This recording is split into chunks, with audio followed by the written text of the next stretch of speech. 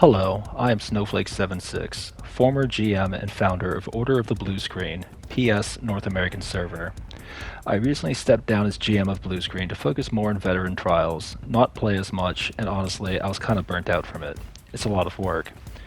Anyways, in preparation of Blue Screen running vet trials and as a general early tanking guide, I decided to make this video. It is aimed at newer tanks that are maybe just getting into vet DLC dungeons. In this video, I will go over the gear I'm using, my skills, my champion points, the buffs I'm putting out, and then I'll have some sections from Vet Imperial City Prison hard mode. I chose vICP because it's probably one of the first DLC dungeons that you'll tank, and the monster helm out of it is a decent starter set. So for this video, I only use 300 CP, an easily accessible gear, so tanks that are kind of just starting out can get a better understanding of what to use and how to use it. I decided to do 300 CP because that's when you can start queuing for vet DLC dungeons. Prior to 300, you can only queue for non-DLC vet dungeons.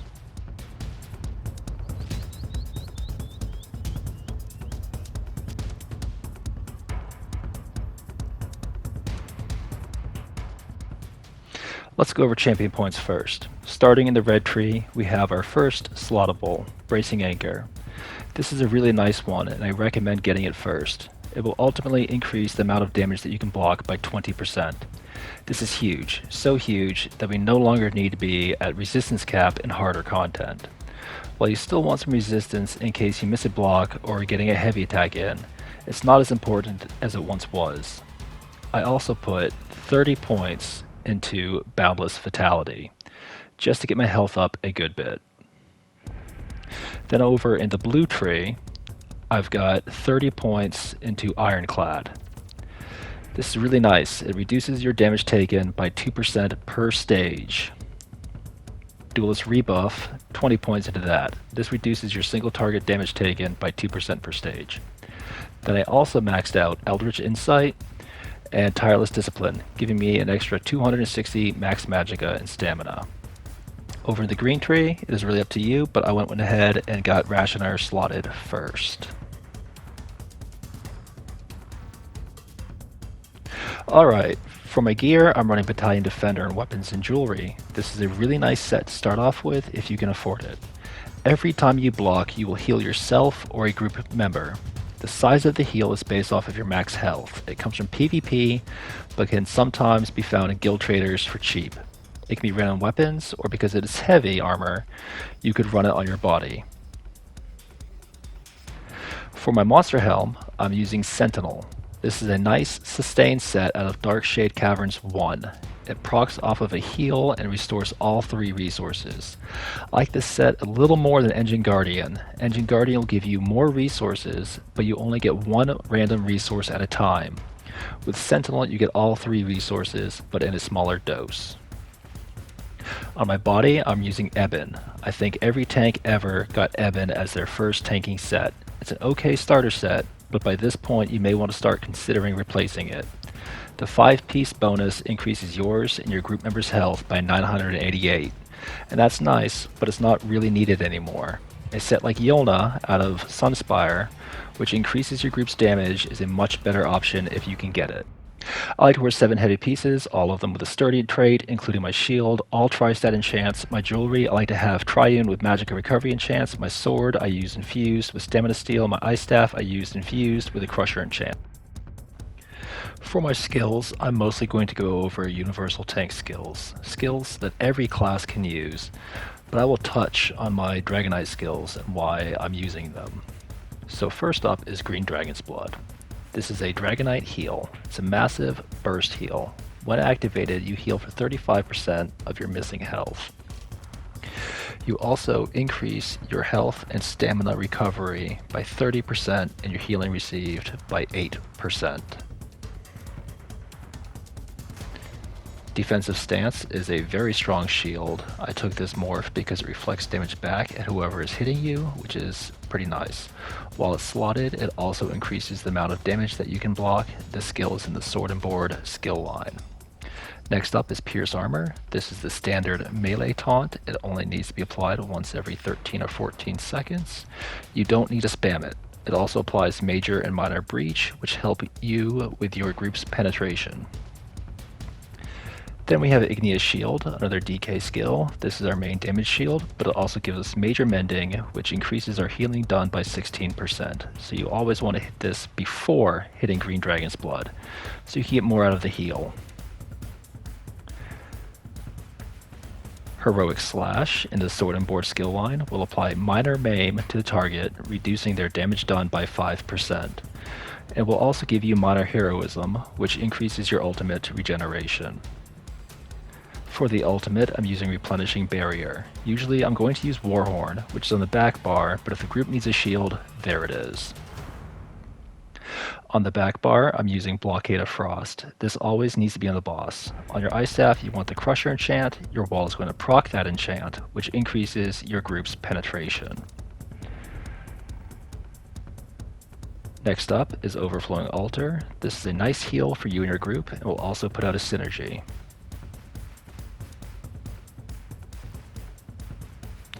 Inner Rage is the standard range taunt, and it also puts out a synergy. Unrelenting Grip is a DK specific pull ability. For all other classes, you want to use Silver Leash. Pulls no longer soft taunt, so after pulling enemies in, you're going to want to CC them or taunt them to get them to stay put, or else they will immediately run away. Now, Balance. This, in my opinion, is one of the most important tanking skills. Activating it costs health and gives you 3000 magicka. So if you're low on magicka, you can spam this and bam, back to full. It is also our source of Major Resolve, which increases our resistance by 5,948. Your healing done and damage shield will be reduced by 50%, but that effect only lasts for 4 seconds, and in my opinion isn't that big of a deal. Balance comes from the Mage's Guild skill line, so get on it. For the back bar ultimate, I'm using Aggressive Warhorn, which increases the group's max magicka and stamina by 10% for 30 seconds and gives Major Force, increasing the group's critical damage by 20% for 10 seconds. You want this up as much as possible, especially during boss fights and especially in Execute. Your healer should also be running this, so you need to communicate when you are going to use it, so you don't get double Warhorns. Before using a Warhorn, or a barrier even, you want to say something like Warhorn in 3, 2, 1, Warhorn. So now let's take a look at my character page and go over what each thing means. I've got 18,000 max magicka, 44,000 health, and 21,000 stamina. It is very important to have more stamina than magicka, as when you take a synergy, you get resources back based upon which resource has the higher max. So if I go over to my Undaunted Command passive, you can see that I get more health than anything, then stamina, then magicka. And the reason this is important is because you cannot regen stamina while blocking. So going back to my character page, you want more stamina, then magicka, and you want more magicka regen than stamina. Stamina regen is basically useless. Unbuffed, my physical and spell resistance is 19,000. If I buff that with the balance skill, it goes up to 25,000. That is more than enough. With the Bracing Anchor CP, that is plenty. I have all 64 points into health. I get my magicka and stamina from using all Tri-Stat enchants on my armor and shield. I also use Triune on my jewelry. The gear I'm wearing right now is old, so it probably has other stuff on it, but that is what I usually use. My block cost is 663 when I'm on my sword and board. Switch there. My block mitigation is 82%, which is good. It's good. So the way damage mitigation works is that you get hit and the damage goes through whatever shield you have up, like Igneous or Defensive Stance. If the damage is less than what the shield can block, you take no damage. If it's more, then the shield or you don't have a shield up, it goes through your block. Now, this is a rough understanding, but with my block mitigation, I think I would take 18% of whatever damage is left. I could be wrong. But it would then go through my resistances, and crazy math happens I don't understand, and you take the number that is left. My Mundus Stone is the Atronach for the extra Magicka recovery.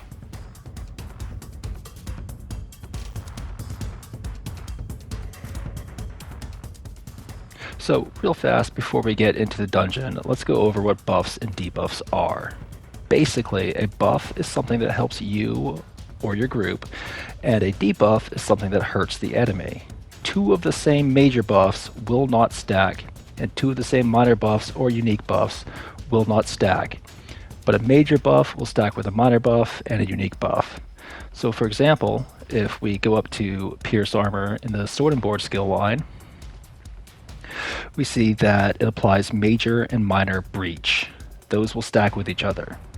Now, if we go back out and go down to the Caltrop skill in the Assault skill line,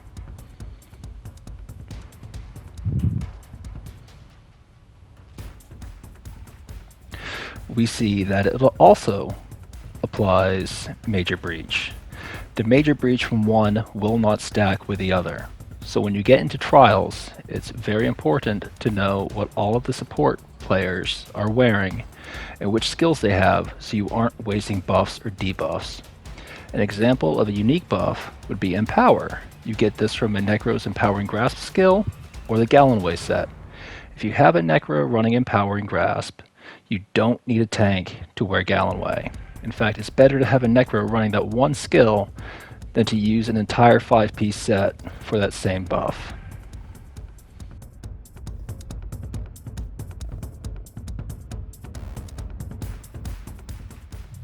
Alright, so now just so you know what some of these buffs and debuffs look like on the buff and debuff bar, I'm going to go ahead and just hit this dummy with a few of my skills so you can take a look and know what to look out for. First up is the taunt. You can see the broken sword underneath the target's health bar. That's what you'll look out for before reapplying it. There's Heroic Slash. You can see the major heroism on our own bar, minor heroism. There's Defensive Stance, Igneous Shield, and Green Dragon's Blood. That's an easy one. You go invisible. Now we switch bars, and we got Wall of Elements. You can see Chilled status effect on the enemy's bar.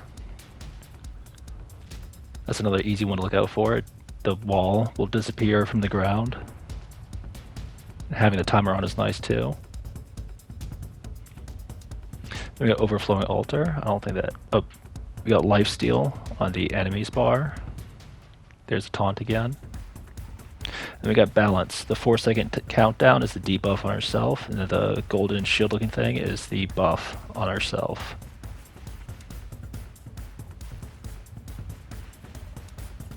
And there's a chain for the major expedition. You get a little speed buff with that. Then I'm going to go over here and just refill my ultimate so you can show you what Warhorn looks like.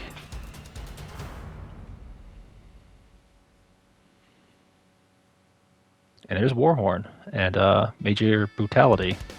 Let's get into it. Alright, so here we are. We're starting off with the first boss. I skipped some ad pulls from the beginning. Got the Overfiend. So the first thing I do is I taunt him. I turn him around away from the group, so he's only facing me, and none of the AoEs or conal attacks will hit them. Throwing down all my buffs, trying to chain in some of the ads. These ones stayed put, which is nice. We got a lot of ads running here. You see that one just ran away. Trying to keep my buffs up. I'm not doing a whole lot of blocking here. This is an earlier DLC dungeon and doesn't require too much blocking. Now the little mini has appeared. I'm going to turn and I taunt her. Main boss is almost dead, or is dead, so I come over here and start dealing with her. Try to get some of the ads pulled in. The removing soft taunt from chains made things pretty difficult. I really don't like it. I wish they'd change it back. Now here we've moved on to a big section of ads. Just want to show you handling some ads.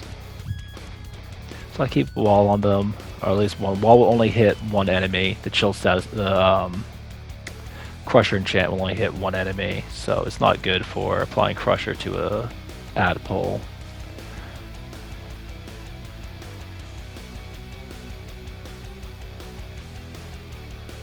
As you can see, I'm not running with claws on. That's your CC if you're Dragon Knight. You could run with that, and it's going to help with the ad pulls a lot more. But in my opinion, there's just too many skills that could be put in that spot instead that are a little bit better. Might be more viable now that the soft taunt from change is gone. Just so they don't run away as soon as you chain them in. You'll put altar down. I'm trying to taunt as many of them as I can, just to keep them from running. You always want to focus the big people first. If they have a different health bar, that's generally your clue that they take priority. And like with bosses, you want to try to keep the ads facing away from your group if possible.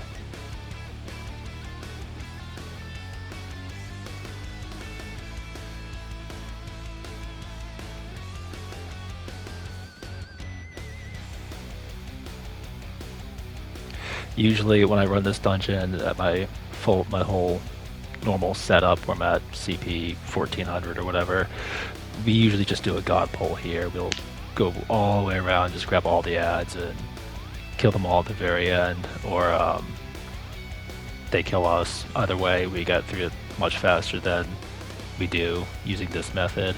But I just wanted to show you the ad pulls, so we're doing it the correct way. But as you get better at tanging, god pulls will be your favorite thing. Just grabbing all the ads, hearing all the clink, clink, clink, clink, clink on your shield. It's fun. So with ad pulls, you're mainly trying to keep the big guys busy, the ones that are going to one-hit your group. Keep them, like the Harvester here. You want to taunt that first. And then you try to do crowd control. You try to just get them all grouped together. If you have the Vadishran sword and board, that helps a little bit, but I still don't know if it's the best thing to run. Master sword and board, if you can get that, I think that's still better. It's just with the Vadishran sword and board, it's going to pull in a bunch of enemies all at once, but they'll still run away. It's just you got them in faster. You don't do it one at a time. It's all at the same time. So, some sets you can't back bar though, so you have to run with both on both. You can't have Master Sword and Board or Vadishran. All right, now we're at the Flesh Abomination. I skipped some more ads and I think another boss. Just want to show this guy because he's a pretty big one, and I believe Mopo and Pasma die here, so I just want to make sure the world knew that they died here. Not because of me, but because they were standing in explosions, I think. So here you're just going to keep him busy. Again, turned away from the group. You see how my group's on the other side, I'm on this side. So they're not getting hit by any cleave or anything like that. They can just stack on him, healer keeps them healed, try and keep buffs up. There's a Warhorn. I'll call that out. You try to use that and execute as much as you can. Yeah, they were standing in AoEs. That was their fault.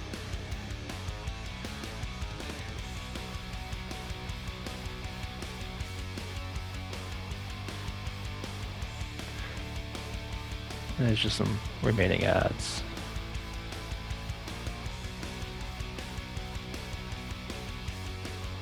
That was probably my fault right there. I had the boss turn in the wrong direction. I wasn't paying attention. I don't know when they died. So in a second, I'm going to clip to another dungeon that I did earlier today, just to show you guys what line of sight means. You'll encounter some ads that can't be pulled to you, usually ranged ads, more like elite ads. So right here, if you look at the immolator, I've got him taunted and I'm moving backwards out of his range. That way he will try to move into range of me and move into position. That's what line of sight means. You're just moving out of their range to get them to move to where you want them. Wasn't super necessary here, it's an easy dungeon, but I just wanted to show you guys what line of sight is in case you ever hear it. Alright, now we're on the last boss. I do activate hard mode here. I remember when I came here the first time, I really struggled with it. It was really hard. And I came back later and it was so much easier.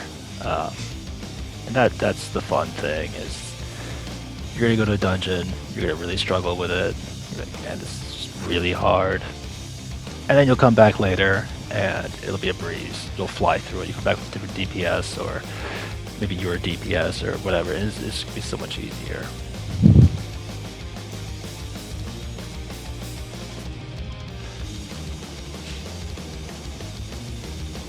I really should have edited this portion to be a lot shorter. That would have been a good idea. You can fast forward though, you got YouTube.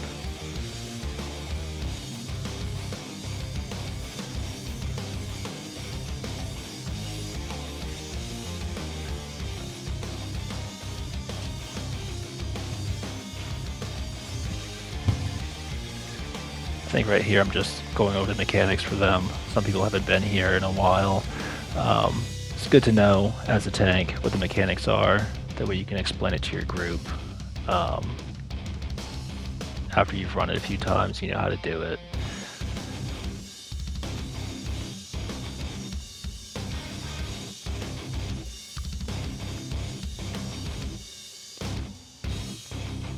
So I'm pre-buffing.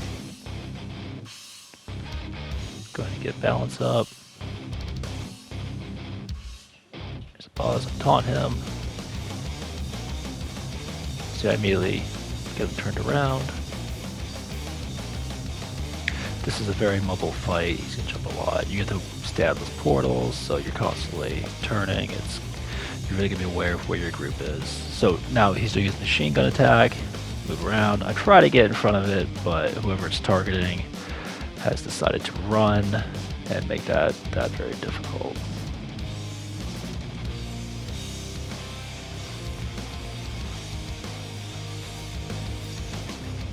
In this part, you used to have to activate a synergy when falling into a glitch all the time and you die. Such a pain.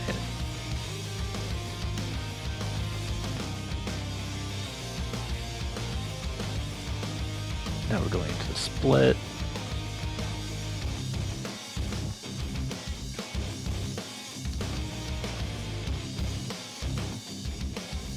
I think I tried here to keep them taunted for the most part, just so their little fireballs come after me.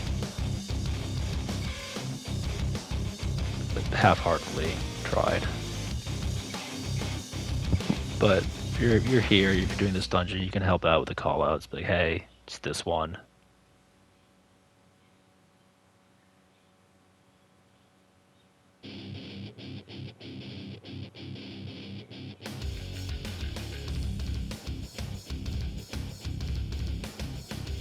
If you see a synergy, take a synergy. Take it. Always take the synergy. That's going to help you sustain big time. This DK tank, it's really nice sustain-wise, because you can spam balance a whole bunch to get a whole bunch of magic back, and then with one of the DK passives, you can hit Igneous Shield and it will restore stamina. So it's basically, you can restore stamina while blocking, but it's not passive regeneration, it's from Igneous and the passive there.